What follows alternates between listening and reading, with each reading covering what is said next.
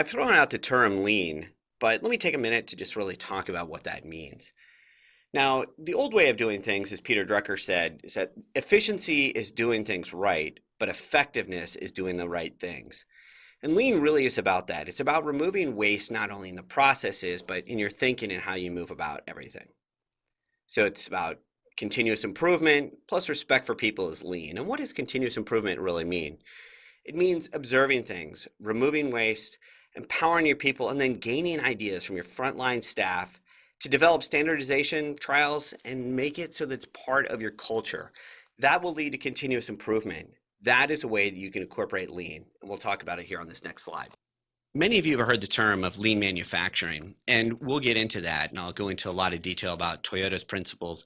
But I want to talk about lean and green for service businesses, because a lot of companies will come to me and my firm and they'll say, hey, we don't really make anything. How can we operate in a more sustainable manner? We're not really having an impact on, on the world. Well, this slide here, what I talk about is how can you incorporate green, sustainability, and lean into your strategy? How can you do it in your processes? How can you incorporate it in your supply chain and in ways that you're engaging, not only leadership, but your employees on a day-to-day level? You can absolutely do that. And sometimes it's a matter of looking at your business a little differently. And that's the point of this module. Many service-based businesses, whether you're a lawyer, insurance company, consultant, PR marketing firm, again, they're going to say, there's not much really we can do. But if you think about it, how do they conduct their business meetings? Do they have a lot of business travel? Could they offset some of these trips by using video conferencing or WebEx? Are there ways that, they're generating emissions through their commuting patterns, through the way that they are operating on a day-to-day basis, can be done more efficiently and effectively? That is bringing sustainability to your operations, because more often than not, when you're saving money, you're also saving costs. I'm just going to give you an example.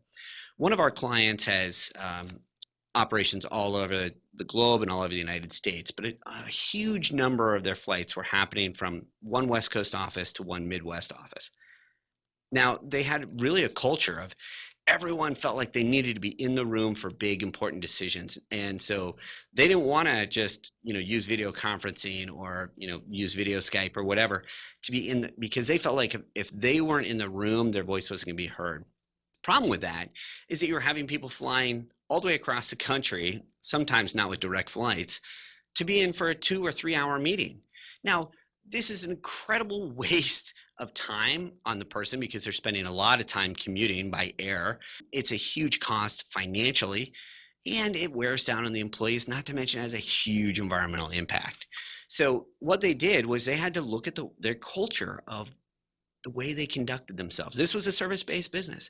And so what they found is that once they started doing this and encouraging their employees to use video conferencing, to be a part of these meetings, to really bring their whole selves, not only on the phone, but on these videos, that the employees were saying, oh, this is so great because I'm not feeling as worn down. I was usually, if I flew halfway across the country, then when I came back in the office, I felt like I was still behind the next day. I was tired. I felt like I needed to catch back up with my family. And this way they can do it from the comfort of either their own video conferencing within their own offices or sitting at their desk using their headset and WebEx or whatever the online service that you're using. I want to talk about now about lean manufacturing, and specifically there's 8 lean wastes. You can read them here on the slide, but really the idea with sustainability and bringing lean into your process is that you're trying to identify where is there waste in how we conduct business. Is it through overproduction, defects, inventory, transportation? Is there waiting time? Are you doing extra processing that you don't need to? Are you putting things into motion that don't need to? Are you losing, are people feeling like they're not living up to their full potential? This is what you think of a lot of times when people talk about lean waste and how you can go after it. Green waste build off of those lean wastes. And really what you're looking at is you're looking at what are those things that actually have an impact on the planet. So you're looking at energy consumption, you're looking at water usage, you're looking at waste disposal. Are you emitting things into the air, whether that be greenhouse gas emissions or ozone or just general pollution and particulates? Are you contaminating the land? Are you discharging water? Are you putting out noise? And are you, again, is all this impacting people from a social standpoint? So when you look at sustainability in your operations, don't just look at the traditional lean waste that are out there, but look at the green waste too. You're often going to find times that there's a bunch of different ways that you're going to save money. You can operate more efficiently. Your employees are going to be psyched and happier to be doing it this way, and it's going to be better for the environment and society at the same time. One of the most effective techniques that's out there that's really known and it's somewhat serves as an aspirational set of principles is the Toyota way. Toyota has taken lean to that next level where they have actually 14 principles. When you look at the Toyota way principles, the 14 that are here, it might seem a little overwhelming, but let me just talk about what they are. It's really basing decisions on a long-term philosophy. You're creating that continuous process flow where you're using pull systems to avoid overproduction. You're really thinking about it from the tortoise perspective versus the hare. You're trying to level out the workload. And you're building a culture where you stop to fix the problems, to get the quality right the first time. So if you think about it, it's like that old example where you run across somebody and they might be digging a hole with their hands. And then you say, well, why don't you stop and get a shovel? And they say, well, I'm too busy. I can't take the time off. They're saying, no, stop, fix the problem, go address it right off the bat. They're also, about standardizing tasks and processes and using visual controls so no problems are hidden. If you can see things, you can identify what needs to happen. And if you see something, you can say something. Toyota is all about only using reliable, thoroughly tested technology. They're not about trying something new. They want to grow leaders, as we talk about empowering people. They want to grow leaders who live the philosophy and teach it to others. They want to develop exceptional people. And they want to work with their suppliers by not only challenging them, but getting their suppliers engaged and helping them improve.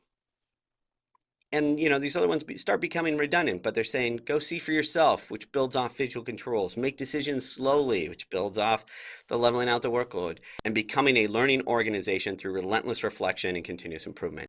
But one of the things to realize when you look at the second set of Toyota principles is that when they came out with these, Toyota and Honda, in the early 1970s, they were known for making really small, cheap, super efficient cars.